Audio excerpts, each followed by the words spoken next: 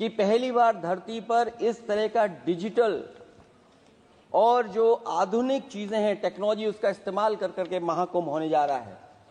CCTV, drone, live streaming के आधार पर जिनका दावा था कि वो डिजिटल कुंभ करा रहे हैं, वो मृतकों की डिजिट नहीं दे पा रहे हैं।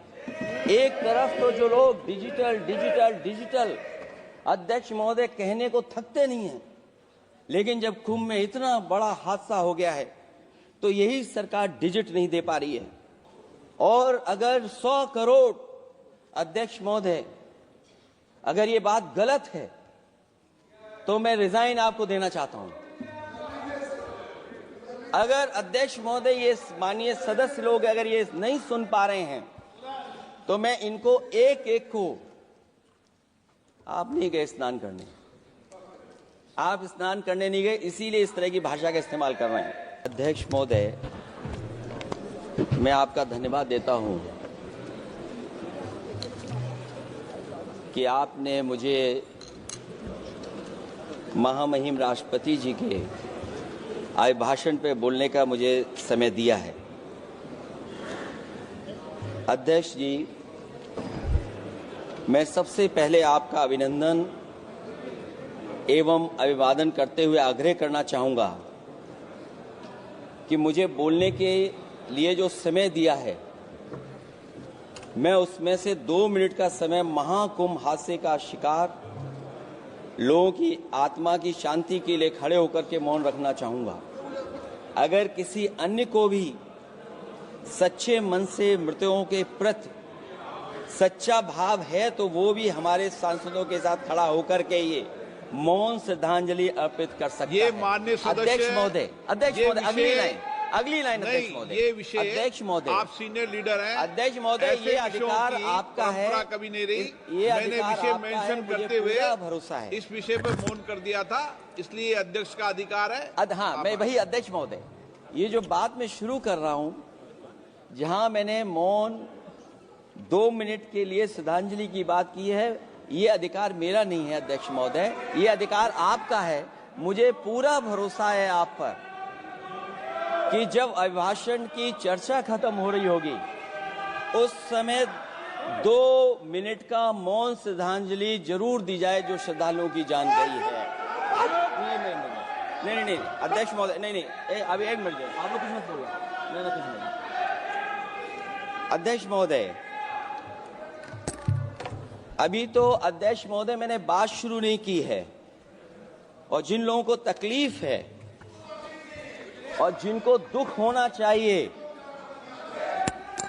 उनके बारे में मैं, हालांकि वो बाद में कहना चाहता था महाकुंभ के बारे में, लेकिन अध्यक्ष महोदय, क्योंकि बहुत सारे माननीय सदस्य ये सुन नहीं सकते हैं, इसलिए मैं बात वहीं से शुरू करता हूं। आप देश के परम अभिभावक होने के नाते हमारा आपसे अनुरोध है कि जहां सरकार बजट के आंकड़े लगातार दे रही है, और जब मैंने अभिभाषण पढ़ा अध्यक्ष महोदय, बहुत सारे आंकड़े सरकार ने दिए हैं, आंकड़े देने से पहले महाकुंभ में मरने वालों के आंकड़े भी दे दें। महाकुंभ की व्यवस्था के बारे में स्पष्टीकरण देने के लिए मेरी मांग है अध्यक्ष महोदय, सर्वदलीय बैठक बुलाई जानी चाहिए। महाकुंभ आपदा प्रबंधन व खोया पाया केंद्र की जिम्मेदारी सेना को दी जाए। महाकुंभ हादसे के शिकार लोगों की मृत्यु, घायलों का इलाज, दवाइयों, डॉक्टर, भोजन पानी, परिवहन की उपलब्धता का आंकड़ा संसद में पेश किया जाए। महाकुंभ हादसे के लिए जिम्मेदार लोगों पर, महाकुंभ हादसे के लिए जिम्मेदार लोगों पर घोर दंडात्मक कार्रवाई हो। जिन्होंने सच छिपाया है उनको दंडित किया जाए। अध्यक्ष महोदय, हम डबल इंजन की सरकार से पूछते हैं, अगर अपराध बोध नहीं था तो आंकड़े दबाए, छिपाए और मिटाए क्यों गए हैं? साक्ष्य छिपाना और मिटाना भी तो अपराध है। इसका दंड कौन भुगतेगा अध्यक्ष महोदय? जहां इंतजाम होना चाहिए था वहां प्रचार हो रहा था। एक धार्मिक समागम में डबल इंजन का राजनीतिक प्रचार अशोभनीय है, निंदनीय है। इतने बड़े हादसे के बाद कम से कम अब तो वो होर्डिंग उतरवा देना चाहिए। अध्यक्ष महोदय, महाकुंभ की जो तैयारी हुई, जो हम लोगों ने जाना वहां पर, महाकुंभ न केवल 144 साल के लिए ये कहा गया, बल्कि ये भी कहा गया कि पहली बार धरती पर इस तरह का डिजिटल और जो आधुनिक चीजें हैं, टेक्नोलॉजी, उसका इस्तेमाल कर करके महाकुंभ होने जा रहा है। सीसीटीवी, ड्रोन, लाइव स्ट्रीमिंग के आधार पर जिनका दावा था कि वो डिजिटल कुंभ करा रहे हैं, वो मृतकों की डिजिट नहीं दे पा रहे हैं।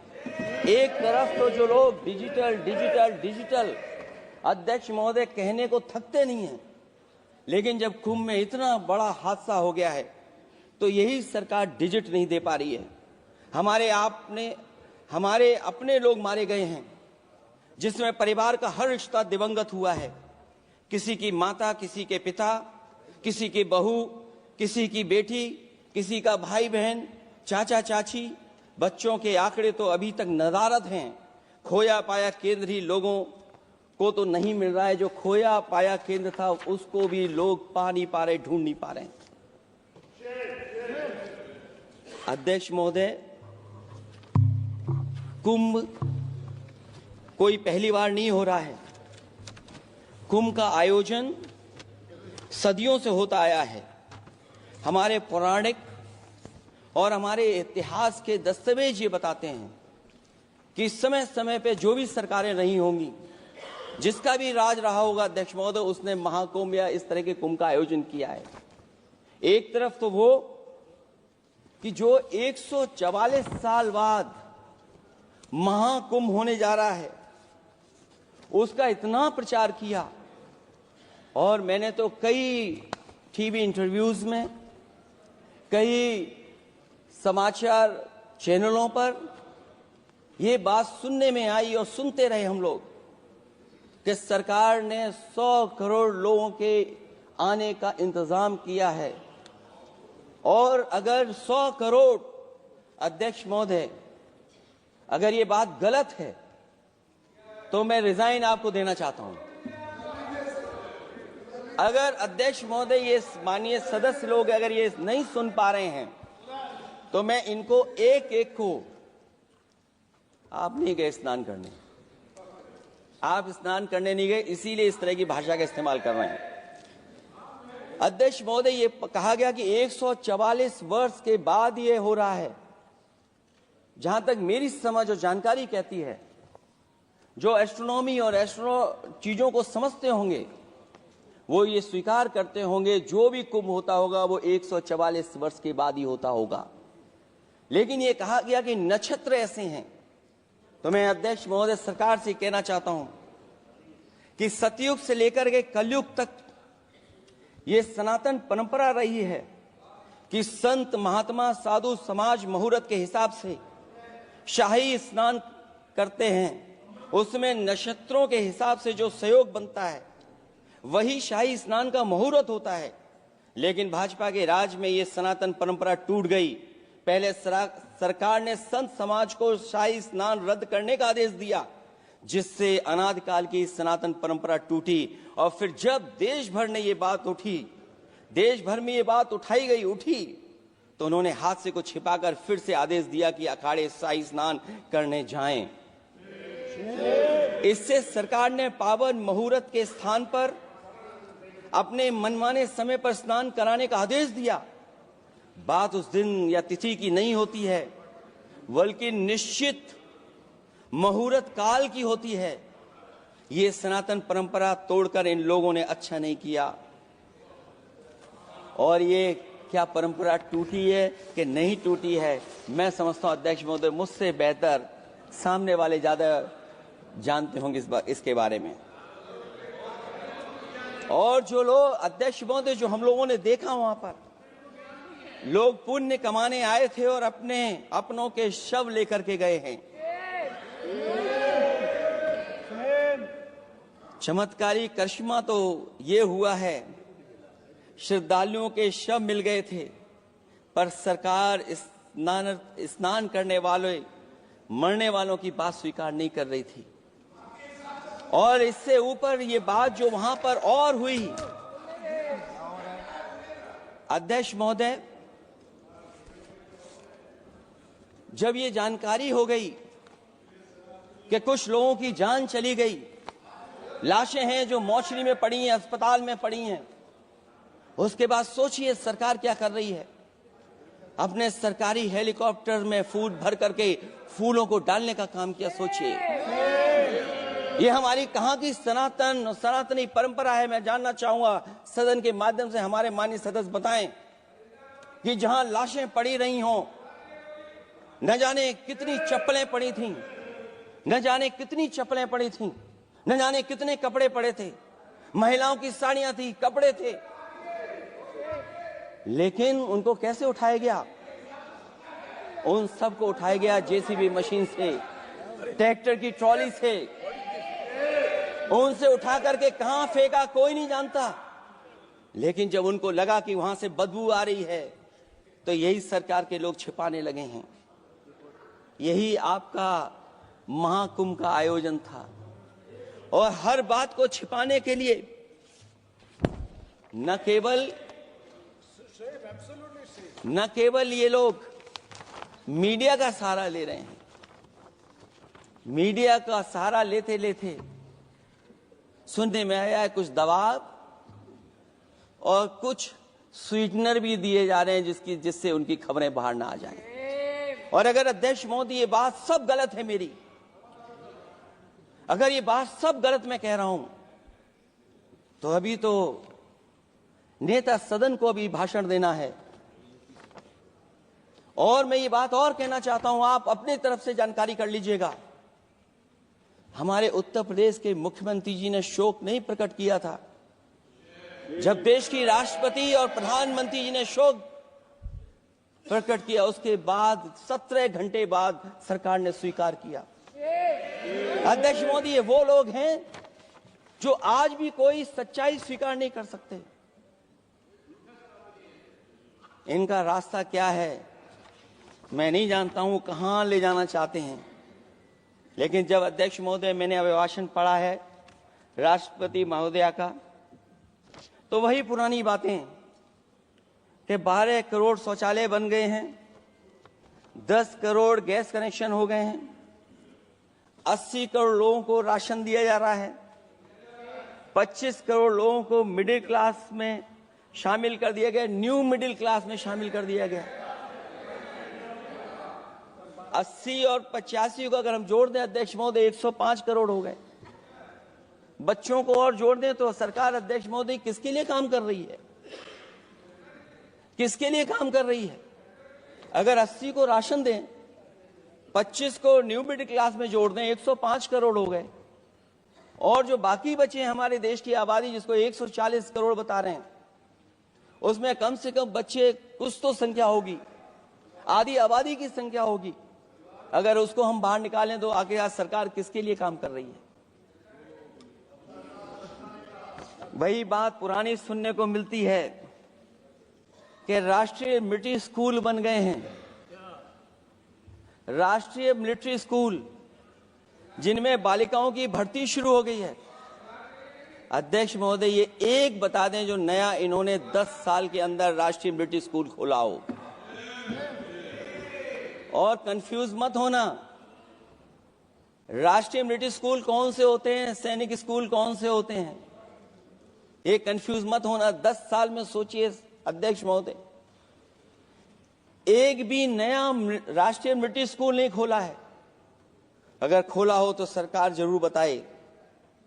जो लोग कहते हैं हम ईज ऑफ डूइंग रिसर्च कर रहे हैं, अध्यक्ष महोदय, इनकी ईज ऑफ डूइंग रिसर्च हमने देखी है।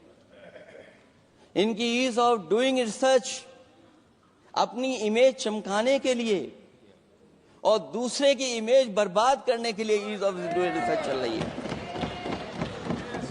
Ease of doing business. मैं देखता हूं जहां कहीं भी इन्वेस्टमेंट मीट होती है, देश के सभी मंत्री वहां पहुंच जाते हैं, सरकार के मुखिया भी जाते हैं वहां। मुझे याद है उत्तर प्रदेश में सबसे बड़ा आयोजन हुआ था इन्वेस्टमेंट मीट का। न केवल इन्वेस्टमेंट मीट इन्वेस्टर्स को बुलाया गया था, बल्कि डिफेंस एक्सपो के भी कार्यक्रम कई हुए थे। और अध्यक्ष महोदय, भरोसा ये दिलाया गया था कि जो एमओयू हो रहे हैं 40 लाख करोड़ के, उसको जमीन पर उतार लिया जाएगा।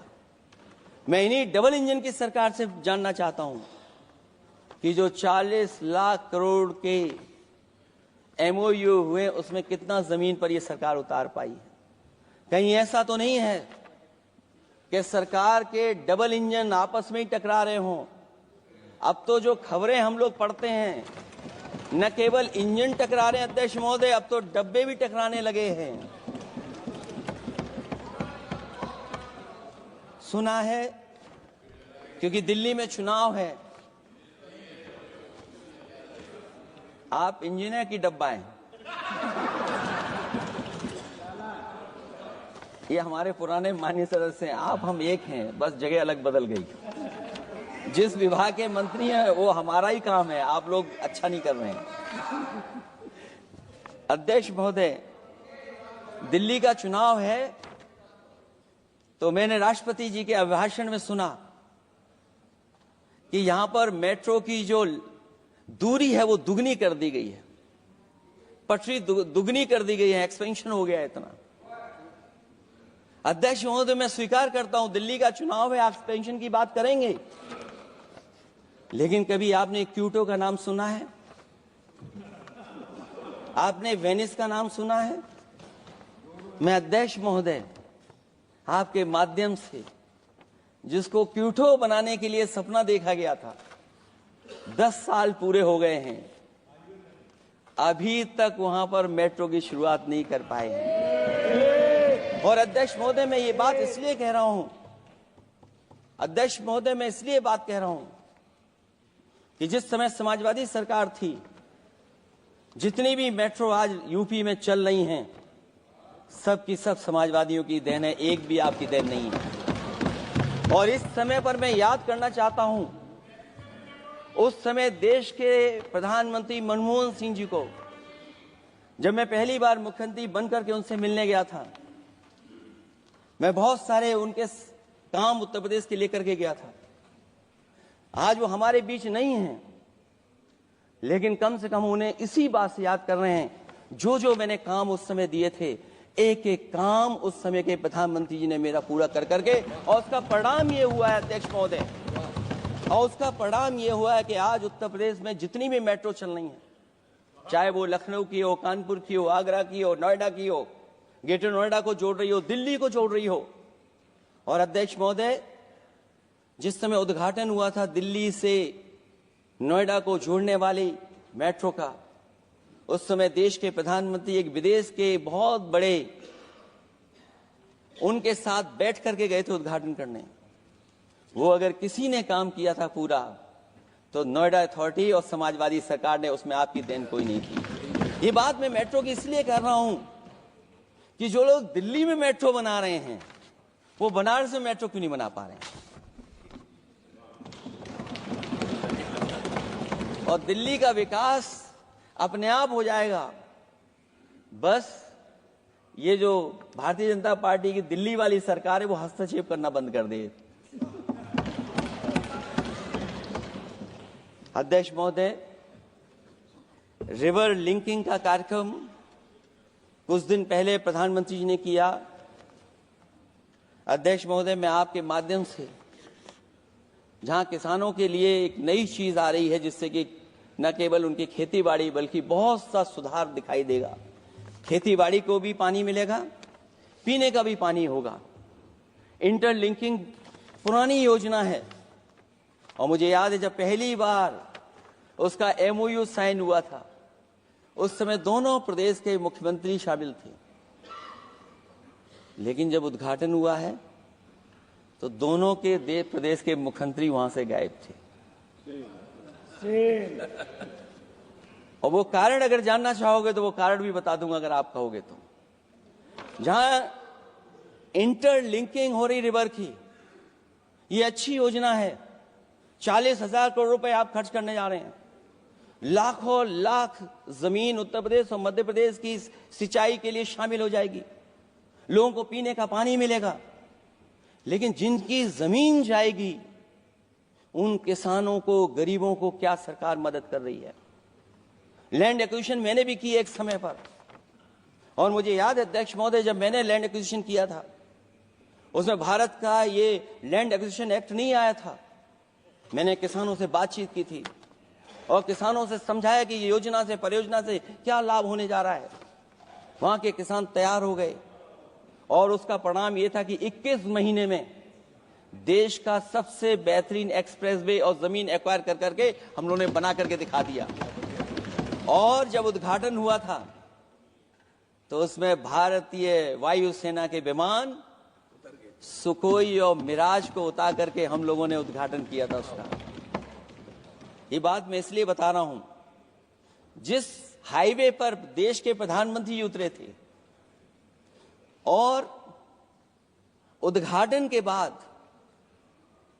प्रधानमंत्री जी के पीछे पीछे कोई चल करके आया था। वो हाईवे भी अगर किसी ने डिजाइन किया था तो समाजवादी सरकार का डिजाइन था, वो भारतीय जनता पार्टी का डिजाइन नहीं था। और अगर इनका डिजाइन होता तो उत्तर प्रदेश में कोई नया हाईवे ऐसा बना करके दिखाएं जिससे हवाई जहाज उतर जाए। नहीं तो मैं मानूंगा कि आप जो कह रहे हैं कि आधुनिक इंफ्रास्ट्रक्चर बनाना चाहते हैं, आपकी परिभाषा क्या है आधुनिक इंफ्रास्ट्रक्चर की? और ये बात में जो इतनी घुमा फिरा के कह रहा हूं, वो बात में लौट करके उसी पे जा रहा हूं अध्यक्ष महोदय। अगर 40,000 करोड़ की योजना बनी है रिवर इंटरलिंकिंग की, तो जिन किसानों की, जिन गरीबों की जमीन जा रही है, उन किसानों को आप सही तरीके से मुआवजा, मदद उनकी क्यों नहीं कर रहे हो आप? अध्यक्ष महोदय, मैं इस अभिभाषण के माध्यम से जब सदन में जवाब आए तो उन किसानों की मदद होनी चाहिए।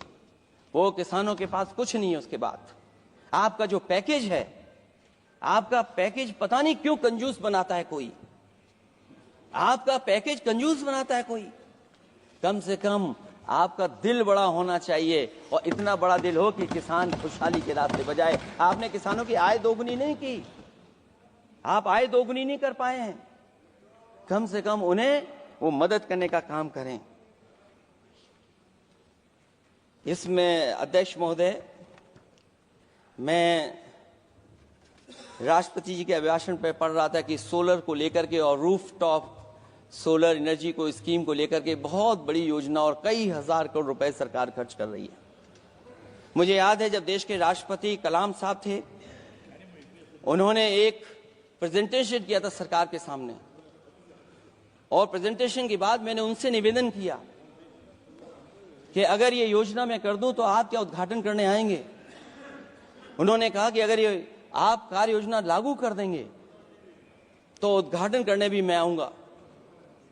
अध्यक्ष महोदय, उस दिन आंधी तूफान था, टेंट बिल्कुल उड़ गया था। इतना शायद पानी और बिजली का चमकना इतना था कि मैंने खुद रिक्वेस्ट की थी उनसे कि आप मत आइए, फिर कभी हम लोग कार्यक्रम कर लेंगे। लेकिन वो कार्यक्रम में आए, उन्होंने उद्घाटन किया। और अध्यक्ष महोदय, जो लोग कह रहे हैं 40,000 करोड़ की रूफटॉप स्कीम लाए सोलर की, जो मिनी ग्रिड बना करके पूरे के पूरे गांव को हम लोगों ने फ्री बिजली दी थी। फ्री बिजली उनको मिलती थी 24 घंटे, उनकी चक्की चलती थी, उनका सिंचाई का पानी का इंतजाम होता था। जब तक समाजवादी सरकार रही तब तक वो योजना चलती रही, और जैसे ही समाजवादी सरकार गई, इन्हीं के लोगों ने उसका मेंटेनेंस रोक दिया। न केवल उस गांव का जिसका राष्ट्रपति रहे उन्होंने उद्घाटन किया, बल्कि और जितनी भी सोलर की स्कीम चल रही थी, लोहिया आवास में जहां सोलर स्कीम के माध्यम से हम लोग गरीब को सोलर पैनल के माध्यम से उनको बिजली दे रहे थे, फ्री बिजली, उन सब योजनाओं को इन्होंने बंद करने का काम किया है। सोचिए, ये वो लोग हैं जो इंफ्रास्ट्रक्चर बनाना चाहते हैं। अध्यक्ष महोदय, चीन के सवाल को लेकर के कांग्रेस पार्टी के भी कुछ विचार हैं, हमारे भारतीय जनता पार्टी के लोगों के भी विचार हैं। सच्चाई ये सदन और ये देश भी जानता है, एक समय पर हम लोगों ने बहुत लाखों लाख किलोमीटर की जमीन, लाखों लाख एकड़ की जमीन हम लोगों ने खोई, और अब उसी रास्ते पर भारतीय जनता पार्टी चल रही है। अध्यक्ष महोदय, सवाल यह है, जमीन खोने के साथ साथ भारतीय जनता पार्टी स्वीकार नहीं कर रही है कि जमीन चीन ने कब्जा की है। और ये बात अगर हम लोग कह रहे हैं तो जो अखबारों में खबरें निकलती हैं, टीवी पे कभी कभी खबरें आती हैं, अध्यक्ष महोदय सरकार को कहिए कि ऐसे चैनल, ऐसे अखबारों पे FIR लिखा कर उन्हें जेल भेज दो, क्योंकि कुंभ की जो खबर चलाना चाहते थे, कुंभ की जो खबर देना चाहते थे, उन कुछ साथियों पे आपने FIR लिखा दी है। अगर कुंभ पर सच्ची खबर दिखाने वालों पे आप FIR लिखा सकते हैं, तो फिर चीन की खबर, जो खबर चला रहे हैं, उस पर भी आपको FIR लिखवानी चाहिए। दूसरा, हमारा एक जाति जनगणना का मसला बहुत पुराना है, ये कोई नया नहीं है। आरक्षण के सवाल पर इस देश में दक्षिण भारत से लेकर के उत्तर भारत में और देश में जगह जगह पर बहुत सारे नेता ऐसे रहे जो आज हमारे बीच नहीं हैं, जिनकी वजह से हम आज उस आंदोलन को आगे ले जा रहे हैं। बाबा साहब भीमराव अम्बेडकर जी का जो संविधान है, उसके तहत जो हमें हक अधिकार मिले हैं, आरक्षण की व्यवस्था है, उस व्यवस्था को और मजबूत बनाने के लिए जाति जनगणना होना चाहिए। उसके पक्ष में अब तो कांग्रेस पार्टी भी है। एक समय था जब कांग्रेस पार्टी उस पक्ष में नहीं थी, और अध्यक्ष महोदय, मैं बड़ी जिम्मेदारी के साथ कहना चाहता हूं, अगर उसी समय कांग्रेस पार्टी भी पक्ष में होती तो आज हमें आपके सामने खड़ा नहीं होना पता, मांगना नहीं पड़ता जाति जनगणना। लेकिन अध्यक्ष महोदय, मैं अपने कांग्रेस पार्टी के साथियों से भी कहना चाहूंगा, अध्यक्ष महोदय, मैं कांग्रेस पार्टी के साथियों से भी कहना चाहता हूं, हम आपके साथी हैं, और इस मुद्दे पे तो हम आपके साथ और आपके आगे भी चल करके आपका साथ दे देंगे। अब जाति जनगणना को कोई नहीं रोक सकता है। एक दिन ऐसा आएगा अध्यक्ष महोदय, एक दिन ऐसा आएगा, कोई टकरार नहीं है, आपके इंजन जैसे नहीं है, आपका एक इंजन। अध्यक्ष महोदय, ये अध्यक्ष महोदय, हम तो, मुझे कभी कभी ये लगता है कि प्रधानमंत्री जी जितना अपने लोगों को ध्यान दे करके समझाते हैं, इतना ये समझते ही नहीं है। वो अध्यक्ष महोदय, वो सबसे ज्यादा सोशल मीडिया के बारे में जानकारी रखते हैं। आप भी जानकारी रखा करो। अगर आप जानकारी रखोगे तो आपको सच्चाई पता लग जाएगी। एक इंजन ने नमस्कार नहीं किया था दूसरे इंजन को, अगर याद हो तो पता कर लें। और ये बात अगर छिपी हुई हो, ऑनरेबल मेंबर, अध्यक्ष महोदय, अभी तो मैंने शुरू नहीं किया, मेरा लिखा हुआ बहुत लंबा है। कंक्लूड करें, आप समाप्त करें प्लीज। और अध्यक्ष महोदय, एक सवाल और बड़ा उठा है, नौकरी को लेकर के, रोजगार को लेकर के, और हमारे भारत की जो मैन्युफैक्चरिंग सेक्टर है उसको बढ़ावा कैसे दिया जाए। चीन जैसा देश केवल एक पे हमला नहीं कर रहा है अध्यक्ष महोदय, आपकी जमीन भी छीन रहा है और आपका बाजार भी छीन रहा है। और ये बात अगर गलत हो तो सरकार हमें बताए, वो आंकड़े दे। अगर कांग्रेस पार्टी का रास्ता था तो आपका रास्ता कांग्रेस पार्टी का क्यों है? अगर कांग्रेस पार्टी का वो रास्ता था तो आपका रास्ता क्यों है वो? मैं तो जानता हूं जिस दिन उनके सहयोगी साथी समझ लेंगे, वो भी साथ छोड़ जाएंगे। दूसरा जो सवाल कहा गया है अध्यक्ष महोदय, जिस समय बाजार खोला गया, जिस समय हमारा व्यापार के लिए पूरा बाजार खोल दिया, हमसे ज्यादा वित्त को समझने वाले इकोनॉमिस्ट और बहुत सारे जानकार लोग, वो मुझसे बेहतर समझते होंगे, लेकिन मैं ये बात समझता हूं कि जिस समय बाजार खोला गया उस समय ध्यान उतना हमारे देश की अर्थव्यवस्था पे नहीं रखा गया। अगर उसी समय पर मैन्युफैक्चरिंग सेक्टर को जिस जिम्मेदारी से रखना चाहिए था नहीं रखा गया, अगर उस समय रखा गया होता तो शायद अध्यक्ष महोदय हम लोग चीन से आगे निकल गए होते। आज चीन आ गए, हम लोग पीछे हैं। क्या आप इनको ज्ञान दे रहे हो क्या? अध्यक्ष महोदय, अपना रास्ता तो वही है, साइकिल वाला। इसलिए अध्यक्ष महोदय, अगर मेरा समय है अभी, क्योंकि मैं बहुत कुछ लेकर के आऊं। और जहां तक इंफ्रास्ट्रक्चर की बात है, आप कहते हैं कि देश का आधुनिक इंफ्रास्ट्रक्चर बनेगा, न केवल उसके नागरिकों को एक बेहतर जीवन, देश की नई पहचान देता है, बल्कि देश को एक नया आत्मविश्वास भी देता है। अरे अगर ये बात सच है तो अध्यक्ष महोदय, मैं वो बात कहना चाहता हूं कि 2022 के चुनाव से पहले एक बुंदेलखंड एक्सप्रेस वे बनाया गया था, और जिसकी तैयारी को लेकर के देश के प्रधानमंत्री जी गए थे। कितनी सजावट हुई थी, कितनी तैयारी हुई थी। जो हमारे बुंदेलखंड के साथी माननीय सदस्य चलते होंगे बुंदेलखंड के एक्सप्रेस वे पर, वो जानते होंगे। प्रधानमंत्री जी उद्घाटन करके गए, पानी बरस गया, बुंदेलखंड बह गया, एक्सप्रेस वे बह गया। और सोचिए अध्यक्ष महोदय, कब उद्घाटन किया था आपने? 22 में, और आज भी मेंटेनेंस चल रहा है उसमें। 22 के बाद से आज तक भी मेंटेनेंस चल रहा है। और कहीं अगर आपने जो गाड़ियां बाजार में ला दी हैं, जो बाजार में आजकल अध्यक्ष महोदय जो गाड़ियां आ गई हैं, अगर वो कहीं अपनी रफ्तार से चलेंगी तो या तो पेट दर्द होगा या कमर का दर्द होगा, दोनों में से एक के लिए तो इलाज जाना ही पड़ेगा। और वो कितने हजार करोड़ का बना? 14,000 करोड़ का। इसी तरह गोरखपुर लिंक एक्सप्रेसवे यूपी में 91 किलोमीटर। जो हमारे रोड की जानकारी रखते होंगे, एनएचआई की जानकारी रखते होंगे, वो जानते होंगे कि गोरखपुर लिंक जो 2022 में शुरू हो जाना चाहिए था, वो अभी तक शुरू नहीं हो पाया। वो 91 किलोमीटर का 7,283 करोड़ का बन रहा है। जो पूर्वांचल एक्सप्रेस वे, कभी समाजवादी सरकार ने उसको डिजाइन किया, उसको सब कुछ आगे बढ़ाया, वो 340 किलोमीटर का 22,000 करोड़ के लगभग का बना है। लेकिन जहां तक मैं बना करके छोड़ गया, वहां से आगे नहीं बढ़ा। और अगर वो बढ़ गया होता तो बिहार और बंगाल के लोगों के लिए बहुत रास्ता आसान हो जाता। इसी तरह एक गंगा एक्सप्रेस वे बन रहा है, जिसके बारे में सरकार ने ये कहा कि हम कुंभ से पहले शुरू कर देंगे, कुंभ से पहले गंगा एक्सप्रेस वे शुरू हो जाएगा।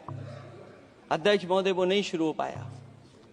मुझे लगता है जिस रफ्तार से वो काम हो रहा है, अगला जब अर्ध कुंभ आएगा तब तक ही बन पाएगा वो। ये बातें मैं इसलिए बोल रहा हूं अध्यक्ष महोदय, क्योंकि यूपी को, बिहार को दे दिया, हमें कोई तकलीफ नहीं है। बिहार भी तरक्की करे, हम भी साथ देंगे बिहार का, कोई तकलीफ नहीं है। लेकिन यूपी में अगर कोई भी एक भारत सरकार के एनएचआई का एक्सप्रेस वे आया हो तो बता दें। एक भी कोई एक्सप्रेस वे दिया हो तब, जब देश के प्रधानमंत्री को 2 बार और नहीं तीसरी बार भी मौका दिया उत्तर प्रदेश ने। मैं अध्यक्ष महोदय आपका इशारा समझ रहा हूं। बाकी अध्यक्ष महोदय भाषण में अब बजट पे पढ़ दूंगा, मेरा बाकी भाषण बजट में होगा। मैं अपना भाषण खत्म करते हुए केवल इतना कहना चाहता हूं, मैं जो मेरे सुझाव आए हैं उन सुझावों को शामिल करे सरकार, और केवल प्रचार में न रहे सरकार। अध्यक्ष महोदय, मैं अपनी बात खत्म करने से पहले जो राष्ट्रपति जी ने कहा है, मैं भी सहमत हूं उससे। मैं उनकी सब लाइनें पढ़ना चाहता हूं। जो राष्ट्रपति महोदया जी ने कहा है, मैं उससे सहमत हूं। हमारा हिंदुस्तान 140 करोड़ आबादी वाला देश है। हमारे यहाँ भिन्न भिन्न राज्य, भिन्न भिन्न क्षेत्र, भिन्न भिन्न भाषाएं हैं, परंतु एक राष्ट्र के रूप में हमारी एक ही पहचान है, हिंदुस्तान। और हमारा एक ही संकल्प है, एक ही लक्ष्य है, विकसित हिंदुस्तान। आने वाले वर्षों में देश को विकसित राष्ट्र बनाने के लिए हम सभी दृढ़ संकल्पित हैं। इस संकल्प में देश के शहीदों की प्रेरणाएं हैं, पूज्य बापू के मानवीय आदर्श हैं, और सरदार पटेल जैसी मां भारती की संतान द्वारा हमें दिलाई गई एकता की शपथ है। हमें इन प्रेरणाओं को आगे रखते हुए एकता के इस समर्थ विकसित हिंदुस्तान के संकल्प को पूर्ण करना है। आइए हम एक बार फिर एकता के संकल्प को दोहराएं और हिंदुस्तान के सपनों को पूरा करने के लिए कटिबद्ध हों। जब हम साथ मिलकर बढ़ेंगे तो हमारी भावी पीढ़ियां 2047 में अवश्य विकसित, सशक्त, समर्थ, समृद्ध, सोशलिस्ट, सेकुलर, डेमोक्रेटिक हिंदुस्तान देखेगी। मैं इतनी ही बात कहते हुआ, क्योंकि 10 बजट आपने पेश किए हैं, वो आप समझ गए होंगे, आप समझ गए बात को जो मैं कह रहा हूं। अध्यक्ष महोदय, जो बात मैं कह रहा हूं वो बात वहां तक पहुंच गई है। उनके चेहरे बता रहे हैं कि बात वो पहुंच गई है। और मैं अपने अंत में बस यही कहूंगा, क्योंकि 10 बजट के बाद ये अभिभाषण सुन रहे हैं हम लोग, 11वां बजट आ गया है। बजट हो ऐसा जिसमें सबके लिए उम्मीदें हों, समृद्धि की दिवाली और खुशियों की ईद हो। बहुत